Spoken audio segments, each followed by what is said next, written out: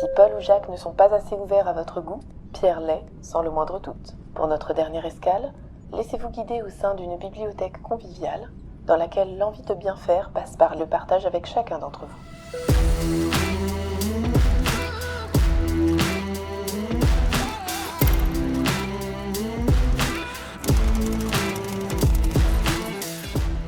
La médiathèque avait besoin d'être rafraîchie et ses espaces repensés.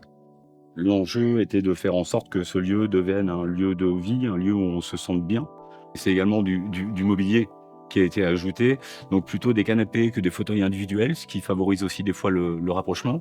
Un petit espace détente, café collaboratif, mettre à disposition une simple machine à café et de proposer aux gens, lorsqu'ils reviendront à la bibliothèque, d'apporter sa propre capsule et sans regard particulier sur l'usager, il est complètement libre. Chaque saison culturelle est jalonnée de plusieurs événements en faveur de tous, des spectacles de contes, des conférences, des rendez-vous musicaux, expositions, des rencontres littéraires, des rendez-vous créatifs, ludiques, scientifiques. On a lancé la nuit du jeu en partenariat avec une association locale qui est Pierre Ludique, qui sont déjà bien implantés sur la ville. Donc c'est près de 90 personnes qui se sont inscrites à cet événement, avec la collaboration d'ailleurs de la bibliothèque départementale qui nous avait prêté les bornes d'arcade et autres flippers qui ont permis de donner une nouvelle image de cet espace numérique, mais en espace de jeu gaming, arcade, et des jeux de société qui étaient répartis sur l'ensemble des tables aux 3 niveaux de l'établissement. Un gros succès, si bien qu'on pense à renouer avec cette idée-là l'année prochaine.